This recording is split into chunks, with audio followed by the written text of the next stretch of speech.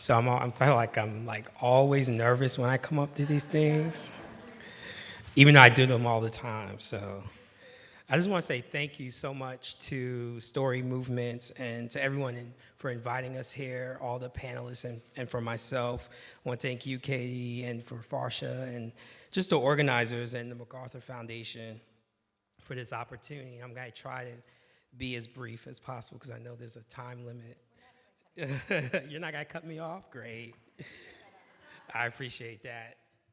I also want to thank my wife, Rashid Shabazz, and who's an amazing artist in of herself, who challenges me every day to think through the processes of how I approach my work and my practice.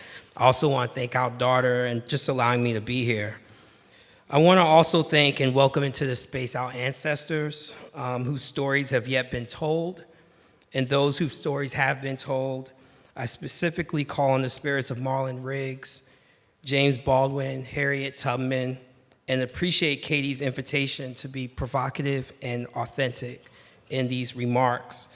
I want to be transparent because I'm not going to the Hollywood work we do all the time, but I want to actually use the opportunity to discuss the projects that I'll be working on from the vantage point of someone who doesn't get to talk about his own theories often and how I approach my work.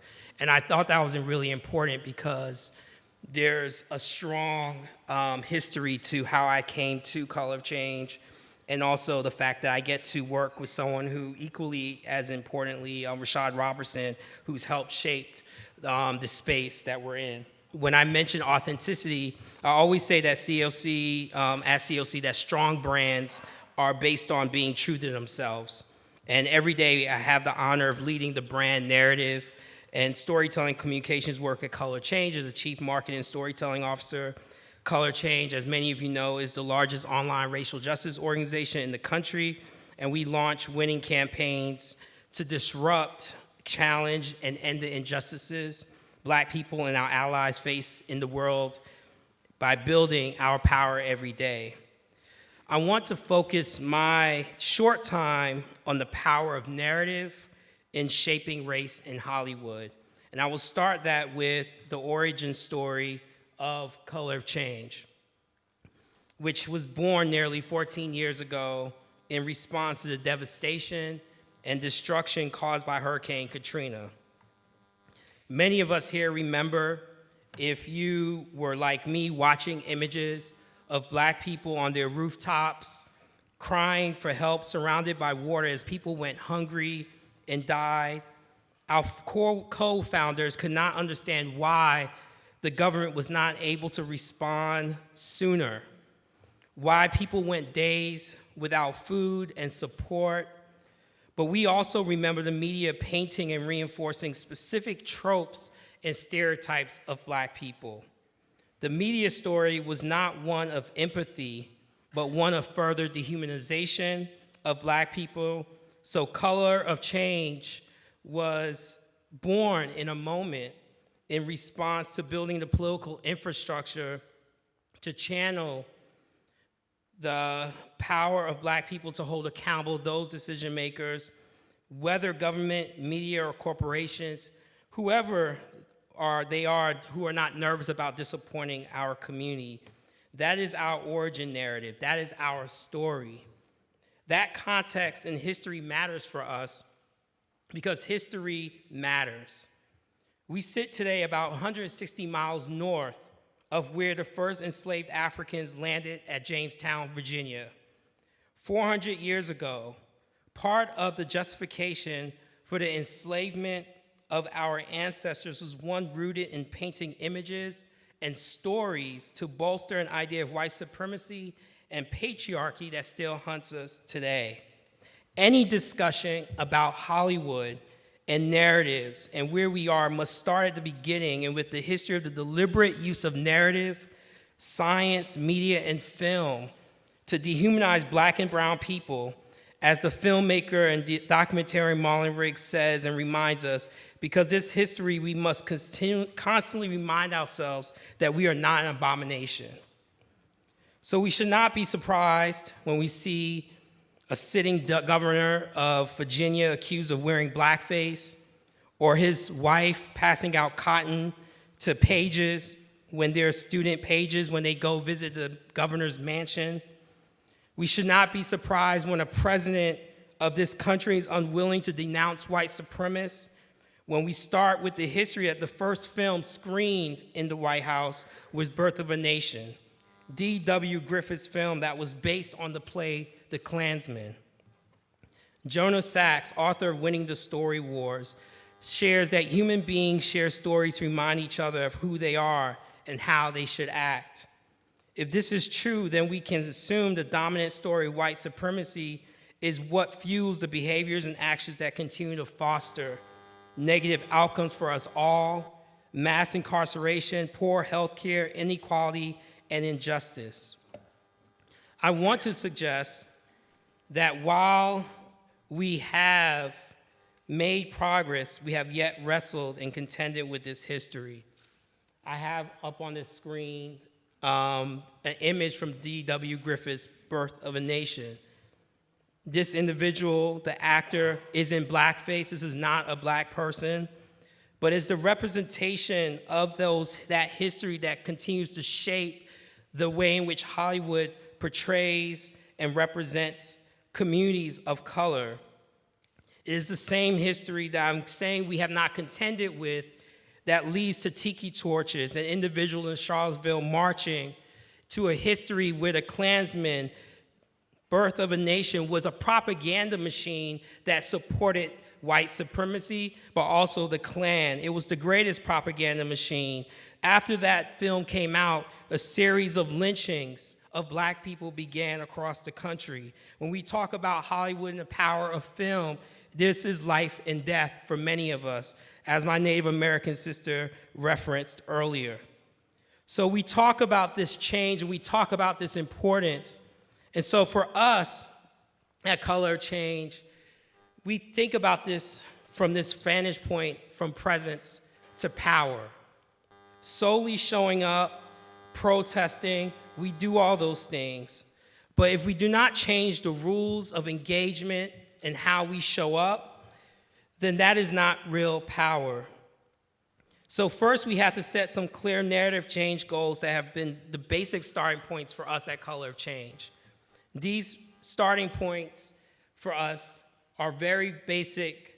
The first being that we recognize that the negative portrayals of black people had led to the stereotypes, and that across Hollywood, these things remain rampant, even though we've seen tremendous change and success. The others that I have now up on the screen I just want to focus on several of these, but one of them particularly is that black people in this country have always been a solution, not a problem. So often in the media, so often in the work that we see happening, there's this perception that black people are the problem versus the solution. At Color Change, we see ourselves as solution-oriented. We see ourselves as champions. We see ourselves as winners. So this idea also that black people are human, we're neither superhuman nor less human. This idea that somehow we have to be greater than or less than. We are just who we are. We are human. So the second most importantly as well is the other concept that we use is black people and black power are necessary for progressive political change. There's nothing in this country, when you look at the history written or otherwise, that states that black people have not been able to contribute to the progressive change of this country. Those stories are in documentaries. We could talk about Dr. King. We could talk about Malcolm X. We could talk about all the women and men who've done work to move this work forward in terms of civil rights and social justice. That's the power of Hollywood that we can potentially tap into, and we do tap into with the colleagues that are here. Second, and most importantly, and I'll just reference Rashid really quickly, there are three areas that we work in that I think are really important when we talk about narrative infrastructure, because that's the framing that we've come to really embrace. The first is around this idea of immersion. the idea of narrative and cultural dispersion requires us to immerse people into our ideas and our concepts in ways that allows people to be brought in, and not just to the choir, but that we're reaching broader audiences. And we take that to scale. We do that by centering everyday authentic people, our members, our staff, the individuals that really make a difference, the talent that we have, and equipping them to really build the networks that are necessary. And then we take that infrastructure and we don't forsake the power of brands. The relationships that are responsible for people to engage, to work with each other, to build, those things matter, and those are the ways in which we build narrative change. The things that I've come to realize as someone who manages brand, who's done this for almost 20 years now, is that authenticity matters. We have to be true to who we are. At Color Change, I'm always making sure that the integrity is in place, that the questions, the tough questions that Rashid asked, that I asked, that we hold accountable to them. It's the same ethos that runs through our campaigns and the petitions that we lead. It's the same ethos that runs through our engagement around accountability. And that's where I'll like to go next, is that accountability matters. We must create the infrastructure to hold decision makers, not only in government, media, and corporations accountable, but power is the ability to change the rules that I've said. So we are seeing movement thanks to April Rain and Oscar So White and to Tawana Burke and Me Too and the whole Time's Up movement. Power is being challenged at the systems level. Audience matters, building and growing audiences through our digital campaigns, to our narrative work. That is what we're also working towards. So just a few more things, and I'll wrap up really quickly. The last thing that I want to kind of point to is this idea around building the infrastructure for systems impact.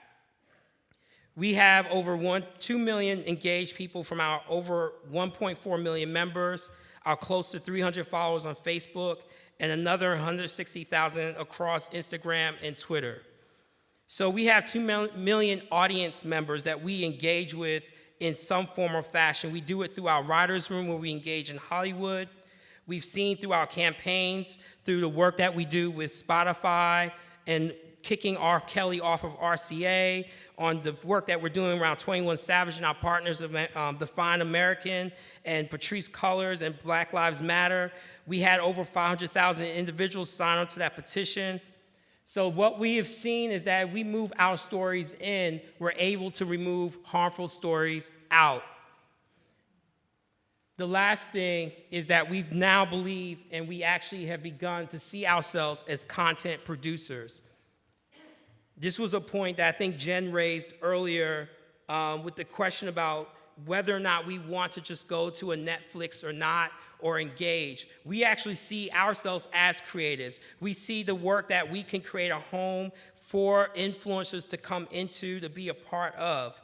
So do we see shift in Hollywood and ability to move popular culture? Yes.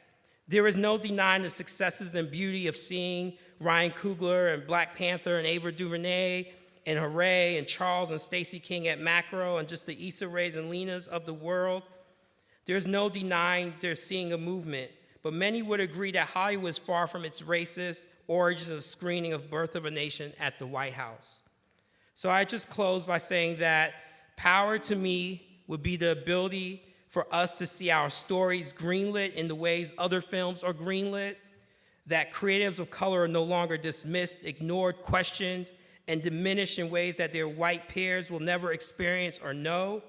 If you believe in Black people and our genius and ending and building power to end injustice and equality through narrative, then Color of Change is here for you and a home for you. Thank you.